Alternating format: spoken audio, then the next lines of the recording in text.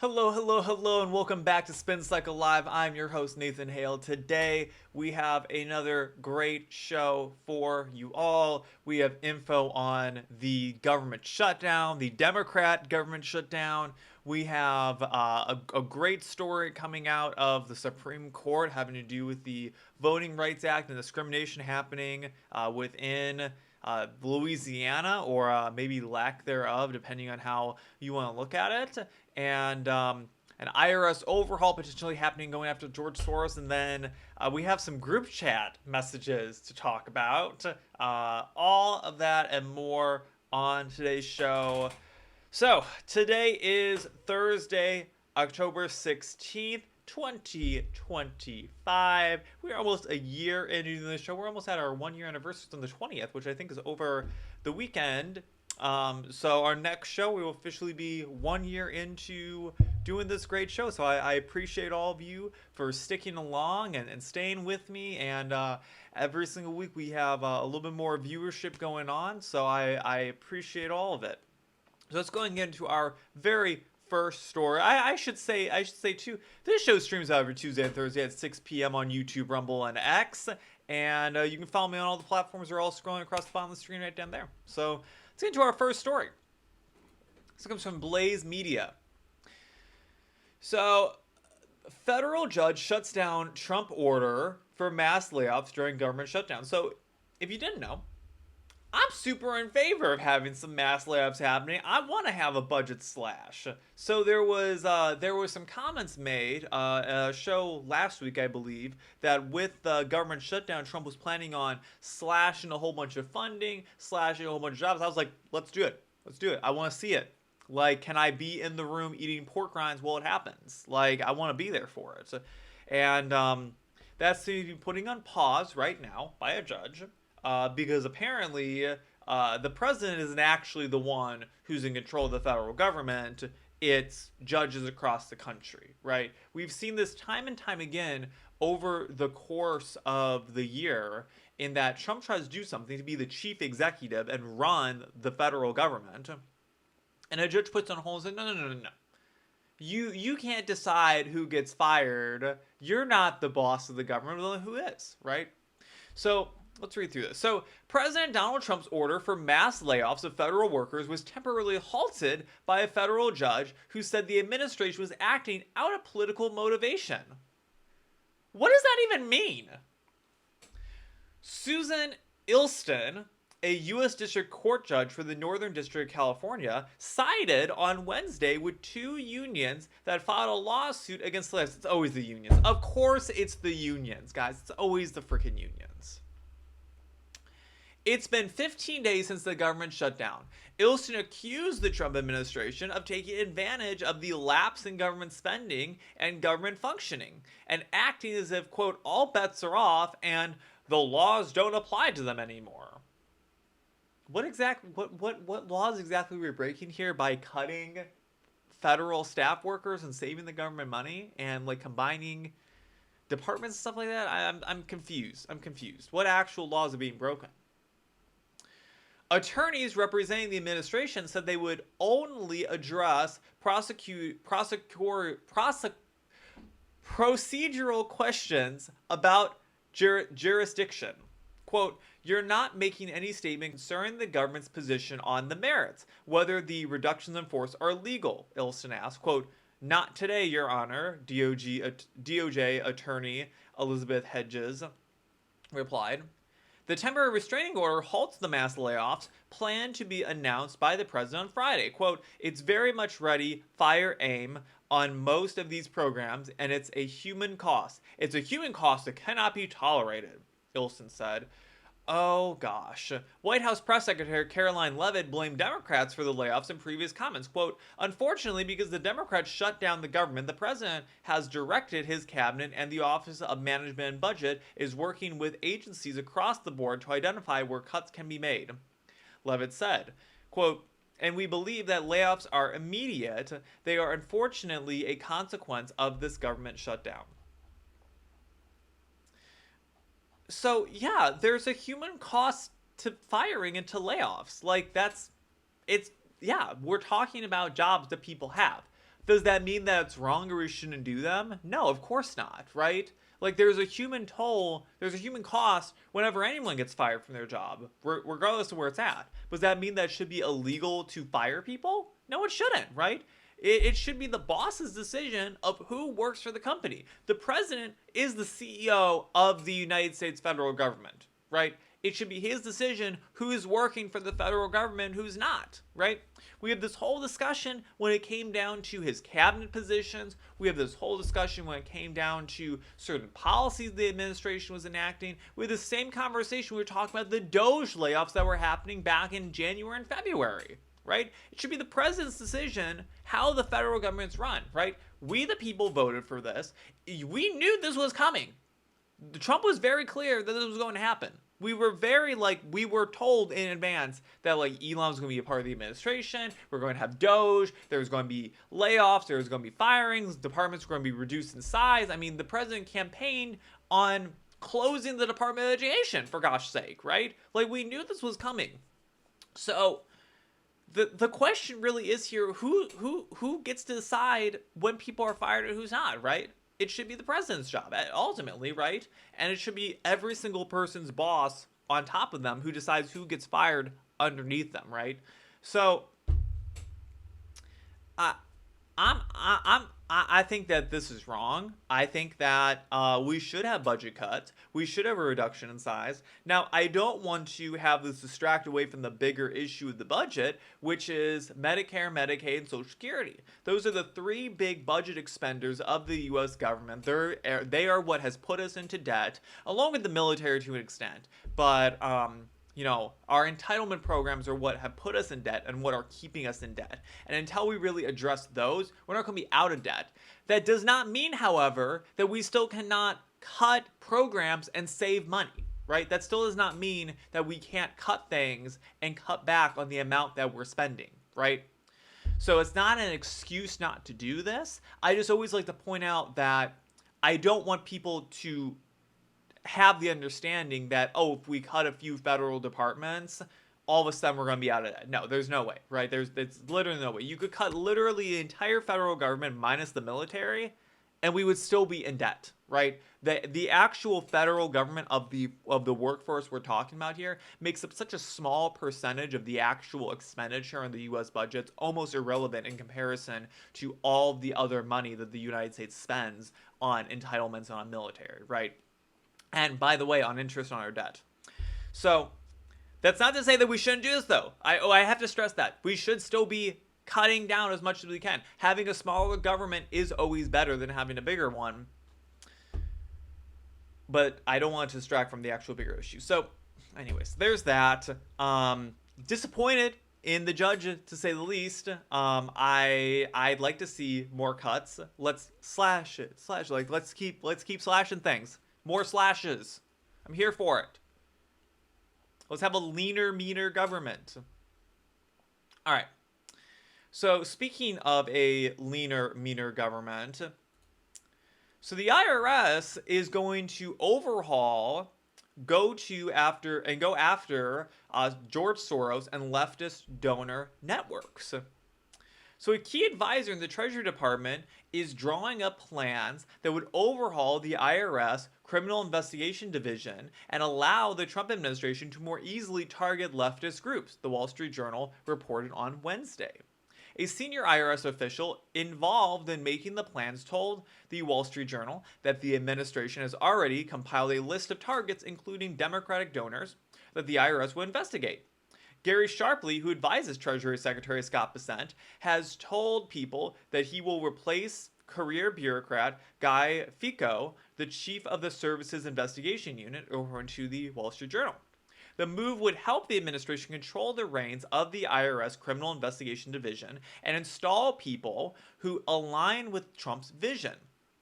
The plans would also open the doors for IRS investigators to go after leftist groups and target Democrat mega donors, including George Soros, according to a senior IRS official and other source whom the Wall Street Journal reported was briefed on the list. President Donald Trump has already tasked Bessent, who is also serving as acting IRS commissioner, with probing left-wing groups that the administration believes could be financing violent demonstrations. That's the important thing to say here. This is not just going after donors who donated to Democrats. This is going after donors who are donating to violent actions.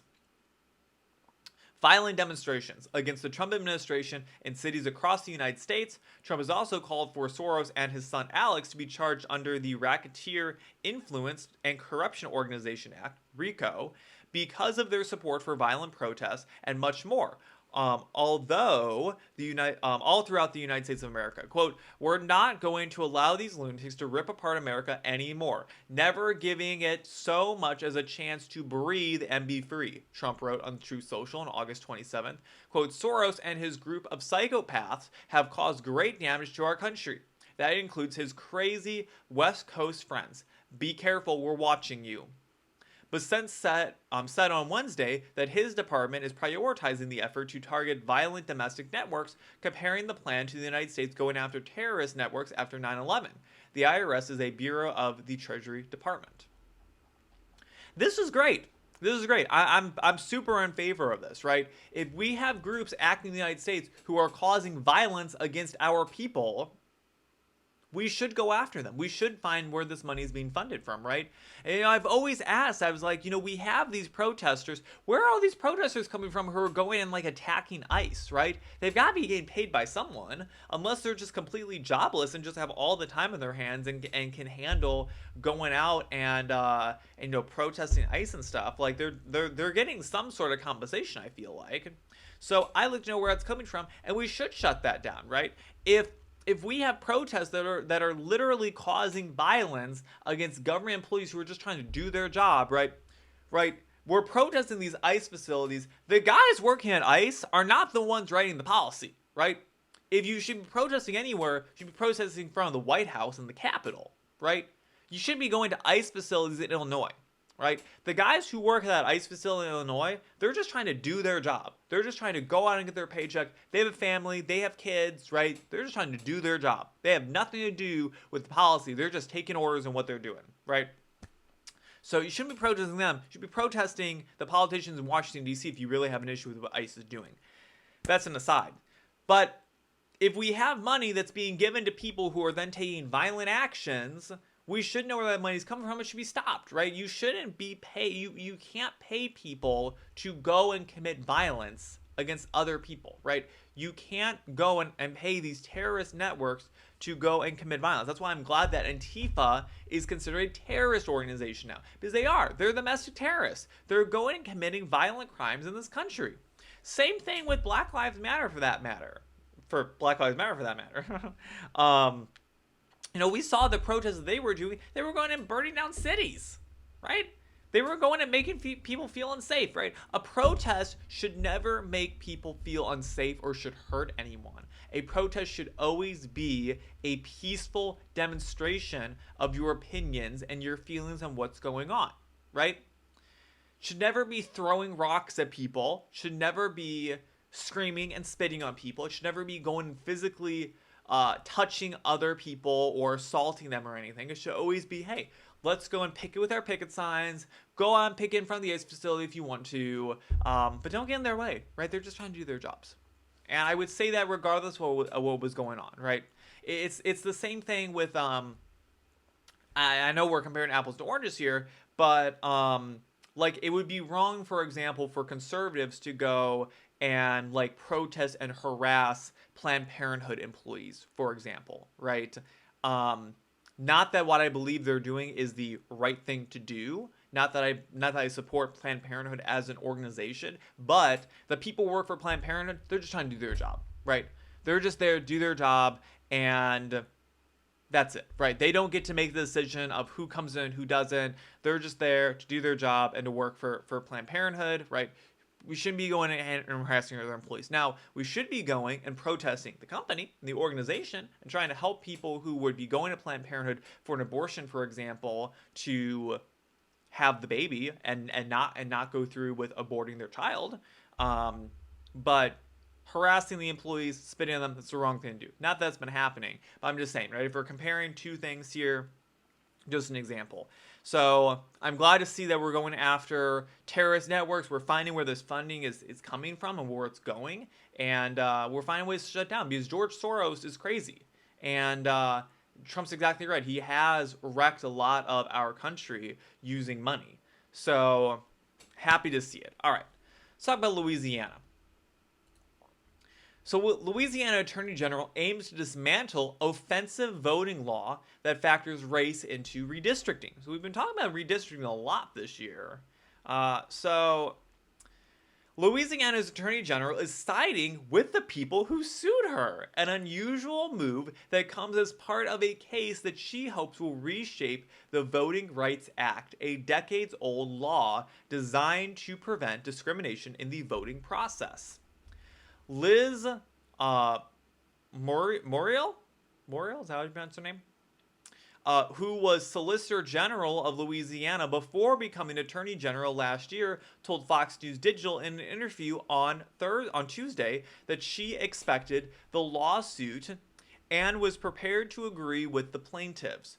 Mueller, an elected Republican, had approved of a congressional map that appeared to favor Democrats, but in a perceived turnabout, she welcomed a lawsuit that challenged the map, saying it was a product of race-conscious cracking and packing, where minority voters were plucked out of various districts and consolidated into one. Quote, "We've said all along, if Section 2 of the Voting Rights Act requires us to do that, then it is in conflict with the Equal Protection Clause, and Section 2 has to yield, because the statute has to yield to the Constitution." Mueller said,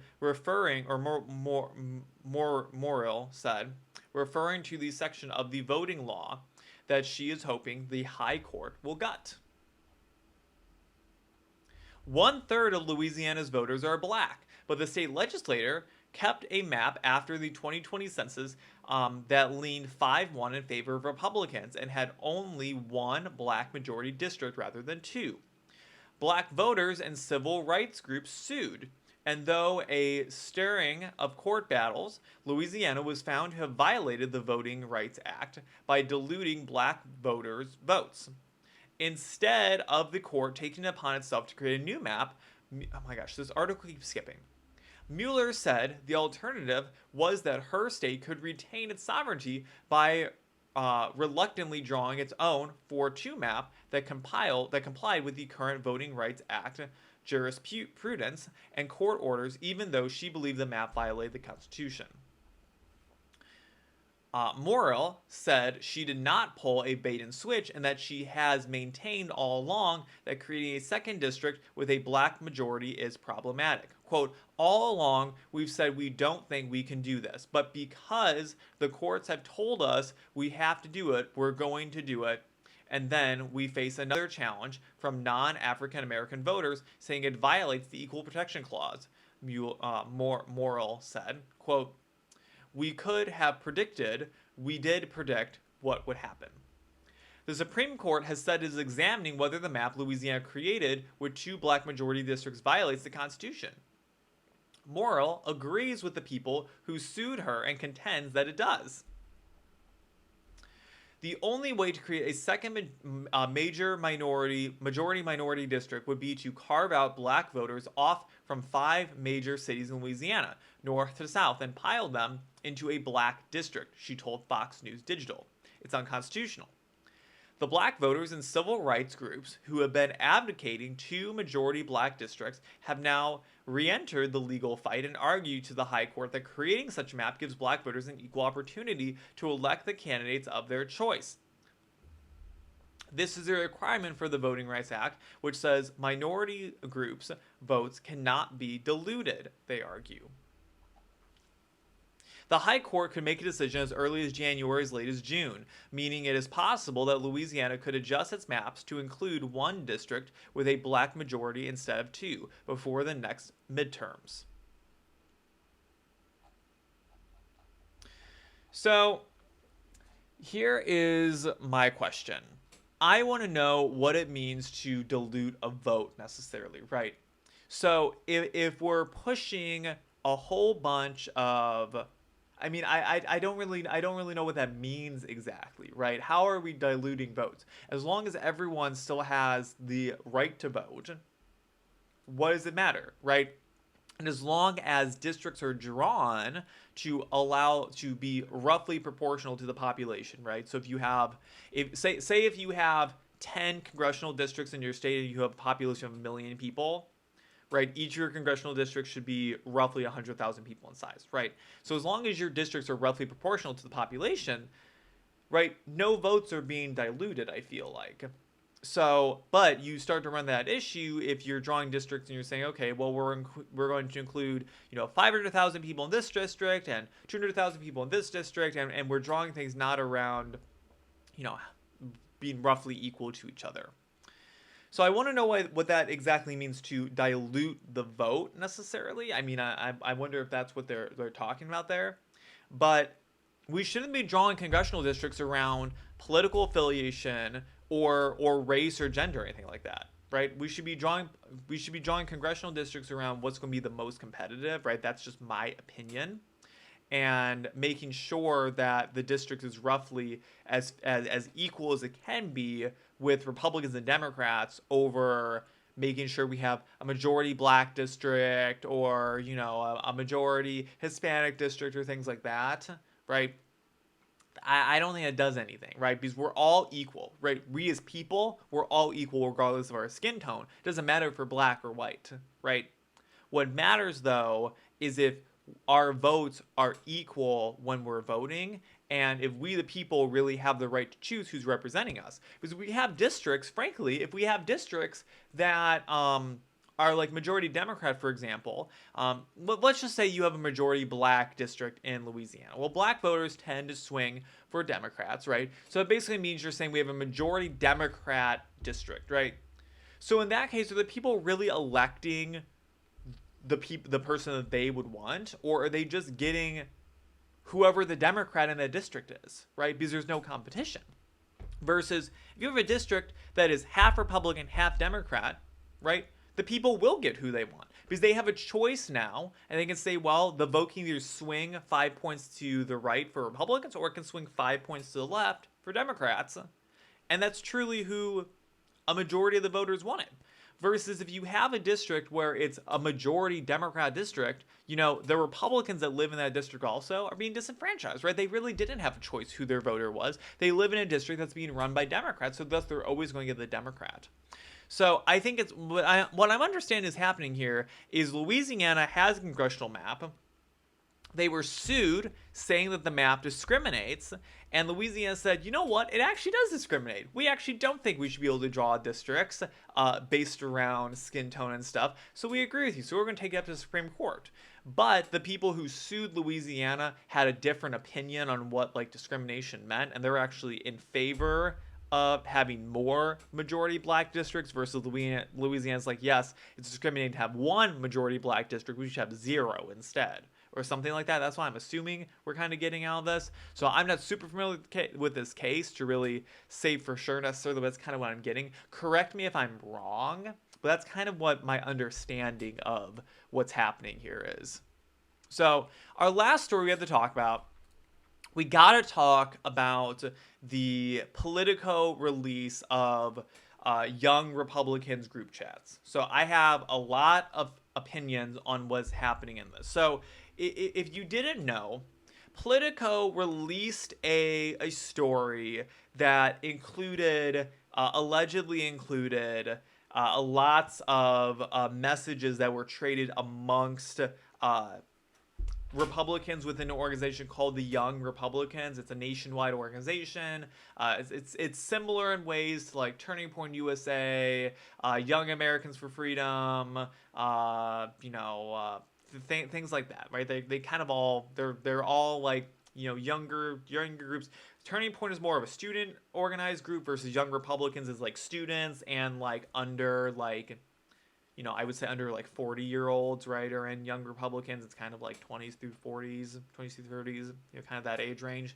And so some messages were released. Now, what caught my attention with this is usually I wouldn't care a whole lot, but it really caught my attention because several of the people who had messages released are people who I've met. I've met them in person several times. Like I've gone to young Republican events in my area that I live in. I've met several of these people who are being accused of releasing racist messages in these group chats. And I never got involved in Young Republicans. To be perfectly honest with you, when I went, I didn't catch a vibe with them, right? Like I've always kind of vibed with Turning Point people, like way more than Young Republican people. The Young Republican crowd I've always felt has been a lot more like old GOP. It feels like Tea Party era, like suits and ties, like schmoozing with donors, like pushing like typical like Republican stuff. Versus a Turning Point is very like action oriented, on the ground. Like we're students, we're going out on our campuses, changing minds, registering voters, right? Very informal. We're just having conversations. Young Republicans very much felt like kind of like older GOP, like I said, like suit tie stuff like that. So I just never really caught a vibe with them. I never joined Young Republicans. I never really was a part of it. Not that I, even after reading this, not that I'm against anyone being a part of Young Republicans. I think that if you want to get involved in politics, you should join whatever groups are available to you in your area. And if Young Republicans available to you in your area, go and join them and get involved in conservative politics, right? So I'm not upset at Young Republicans. I'm not really upset with anyone, to be perfectly honest with you, other than frankly people having reactions to this article. So let's read through this and let me explain a little bit more. So, Politico releases an egregious hit piece, and many Republicans are falling for it. So this is written by Matt Walsh. Matt Walsh is somewhat questionable on certain takes, I would say. He's said some kind of, I think, absurd things. So let's see what he has to say about this. So, in just the past few months, conservatives have seen tens of thousands of Democrats openly celebrate the murder of Charlie Kirk, just as they celebrated the murder of the United Healthcare CEO, and just as they celebrated the attempted assassination of Donald Trump. We've seen Antifa mobs surrounding ICE vehicles and assaulting officers only for Democrats to order the local police to stand down. We've seen Democrats vandalize dozens of cars because of Elon Musk, only to suffer no criminal consequences whatsoever in states like Minnesota. We've seen Democrat politicians react to transgender mass shootings at Christian churches by defending the so-called trans community rather than the Christians. We've also seen the entire Democratic Party rally around their nominee for Attorney General of Virginia, Jay Jones, after he fantasized about the murder of children, specifically the children of his political opponents. To this day, not a single prominent Democrat has called on Jay Jones to drop out of the race. In fact, the Democrats' candidate for governor in Virginia, Abigail Spanberger, grinned like a sociopath when she was asked about Jay Jones during a recent debate. In response to a hit piece published in the Virginia-based newsletter known as Politico, several conservatives lost their jobs and were condemned by various GOP organizations, including the Young Republicans, which bills itself as the oldest youth-focused political organization in the United States. They're supposedly key to the Republicans' outreach to young people, which is obviously a critically important objective, and they just completely caved. So Matt Walsh is taking the response to Young Republicans as caving. I actually like their response. So the article was entitled, quote, "I Love Hitler, Leaked Messages Expose Young Republicans' Racist Chats." So you can go and read the article for yourself and see exactly what was said. The long and short of it is it's a lot of slurs, and to be perfectly honest with you, you can tell a lot of the things they said were jokes, right? This is not going over my head. This is not going over my head, as this is clearly a hit piece against Republicans, right? A lot of these, when you look at them in the context, they're obviously jokes, right? You can tell they're joking. You can tell that it was meant to be fun, not to be like literally serious, right? Versus if you're looking at this kind of article, this thumbnail they put together, like you can see a lot of these messages in here are just like taken out of the context. They look really bad. But if you read it with the context, you can tell that they're jokes. Now, my opinion is that these are unsavory jokes and frankly kind of childish and uh, not anything that I would ever say in a group chat with people who were not my trusted friends and family, right? Like anytime you post anything on the internet or in something that's digital, it's there, right? Someone can screenshot it, someone can save it, right? If you're going to make unsavory jokes, make them in person, make them around like trusted friends and family, not in like a group chat of like professionals who are within like the young Republicans. It's just not a good look for anyone, guys. So let's keep reading. I'll give some more opinions in a minute. So, um, in the Politico article, there's a claim that at least one person in the Telegram chat works in the Trump administration. He serves as a senior advisor in the Office of General Counsel with the U.S. Small Business Administration. Whoa, oh my God, right? He did not have much to say in the chat, but he didn't offer any pushback against the offensive rhetoric in it either. He declined to comment. How do we even know that he saw the messages, for starters, right? So, in the purest possible form of guilt by association, if you're a member of a massive group chat, then according to Politico, you're responsible for everything they say across tens of thousands of pages of messages over a period of 7 months. And of course, within seconds, this became a Democrat Party talking point. Here's Senator Chris Murphy of Connecticut. This is some vile stuff. And these aren't teenagers. Many are Republican staffers. At least one works for Trump. Oh my gosh, right? Like, stop the presses right here, right? Trump has one person who is in a group chat that some racist things were said, so all of a sudden the entire Trump administration, all Republicans are racist, right? That's the insinuation from this. So, going a little bit further on.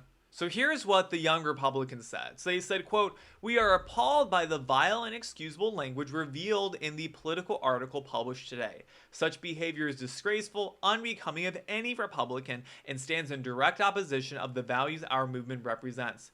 Those involved must immediately resign from all positions within their state and local young Republican organizations.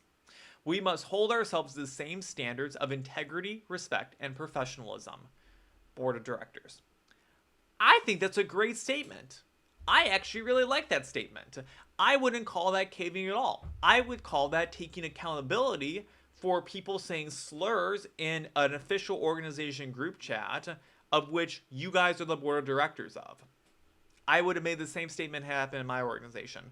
So JD Vance also chimed in. So JD Vance, to his credit, saw this hit piece for what it was. He immediately put out this response, pointing out that Democrats have embraced Jay Jones. Quote, "This is far worse than anything said in a college group chat, and the guy who said it could become the AG of Virginia. I refuse to join the pearl clutching when powerful people call for political violence." So I think that's all that I wanted to cover in this article. So let's talk about this now. So I kind of want to go point by point here. So let's start with the big picture, right? And I want you all, hear me out on all of this, right? I'm going to be saying a lot, so hear me out. Let's start with number one. The number one thing right off the bat. What was said in a group chat by some young Republicans, I don't agree with. They're jokes that I would not make.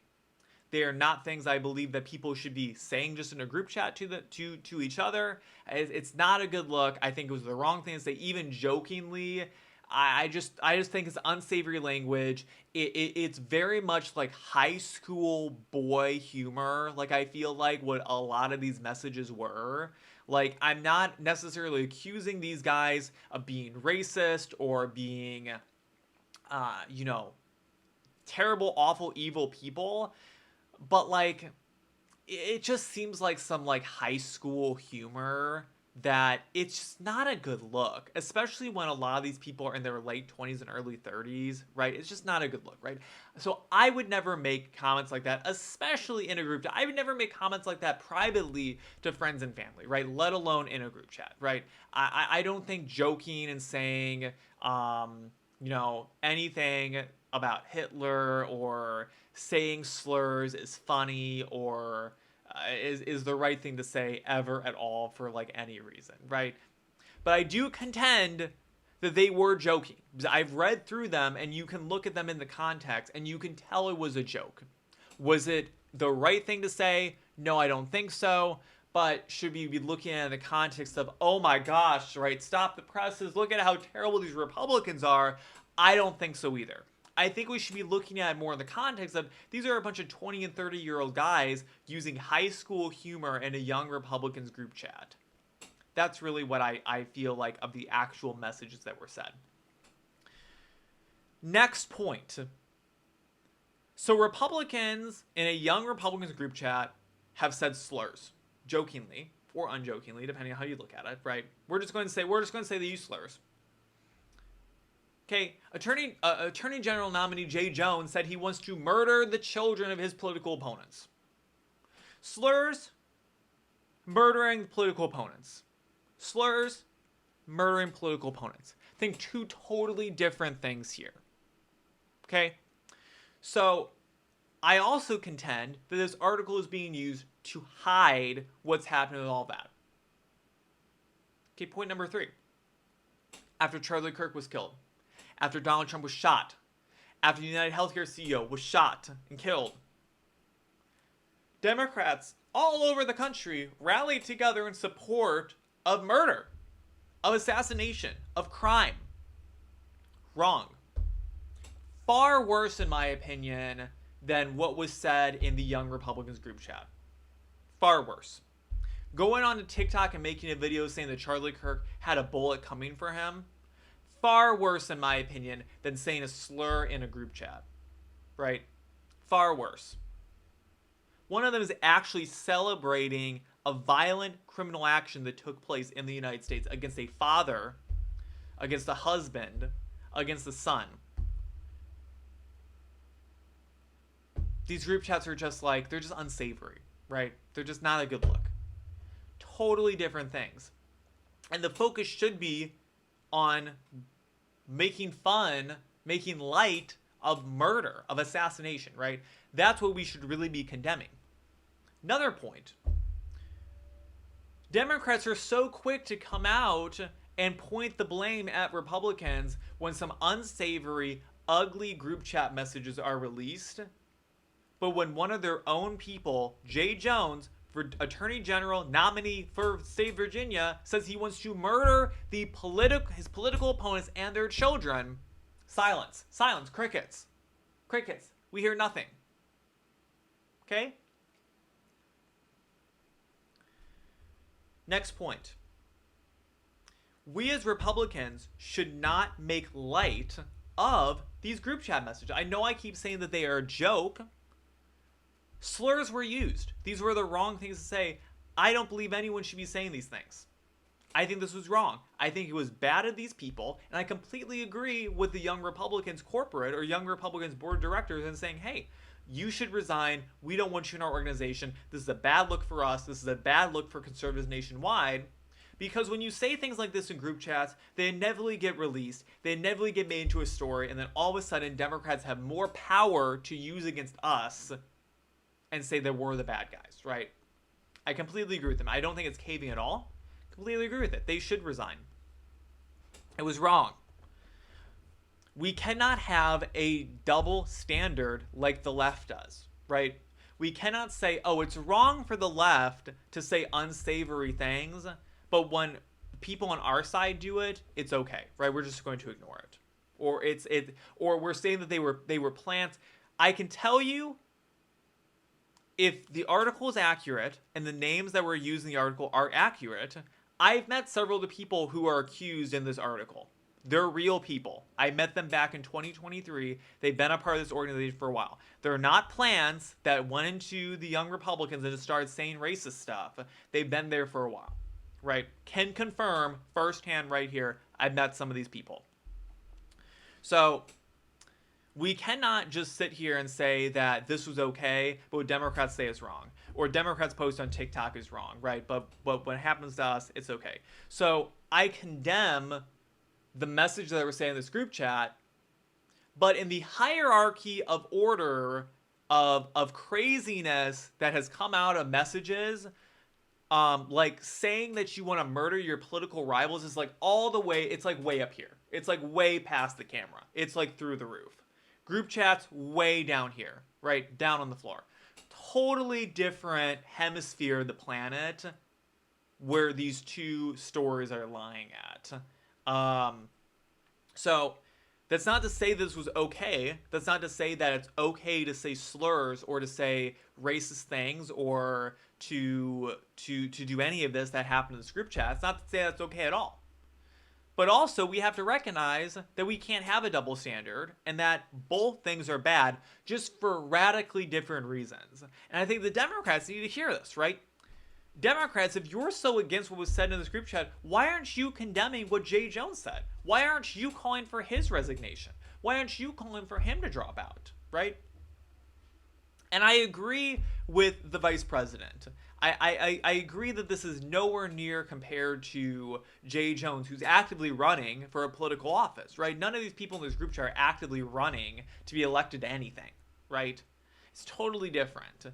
So I want to get that point out there because I made a tweet yesterday that got it got a little bit of heat on it, and I basically said that I was appalled and disgusted by what I saw happen in this group chat, and I am, right? But that's not to say that this isn't taking away attention from other things that are far, far, far worse than this group chat. So felt like I needed to talk about it. I think my point comes across very clear, right? This was wrong. This was not okay for these guys to have done this. You can tell it's jokes though, right? But either way, even if it was just jokes, still wrong. You can make jokes about so many other things, right? Than the jokes that were made about this. And I highly suggest go read the actual Politico article, make an opinion for yourself. Right? If you disagree with me, right, that's fine, right? We just have different opinions, but you know, it's just not a good look, right? It's just not a good look for anyone. To have stuff like this come out, right? Because when stuff like this comes out and I say I'm a Republican, right, people associate this with me then. They associate this with you. And you don't want this to be associated with you because we're not racist. We're not racist. We're not homophobic here. We're not xenophobic. We don't have prejudice against groups of people, although that's an aside. I guess I shouldn't totally say that because I do have some prejudice against the Muslims out there just for what we're seeing in a lot of countries around the world right now and the United States. Just because it's just a different culture. I have a prejudice. I'll say this. Let me sum it up. I have a prejudice against people who don't have Western values. That's why I have a prejudice against, because I believe that Western values are the pinnacle of human existence right now in the world. And Western values have overcome so many things. And if you are mixing non-Western values with Western values, nothing good comes out of that. That's my opinion. But the group chats that happen here, they're distracting from the bigger issue, which is what Jay Jones said, that he is running for a political office, the bigger issue of Democrats as a whole are violent, the bigger issue of Democrats made fun of people getting attempted, being almost killed or assassinated, right? Just so quick to do that. It's just disgusting. So you can tell that this is a distraction, but it's also wrong, right? It's a distraction. It's a distraction from the bigger issue, but it's wrong that these guys said this in this group chat.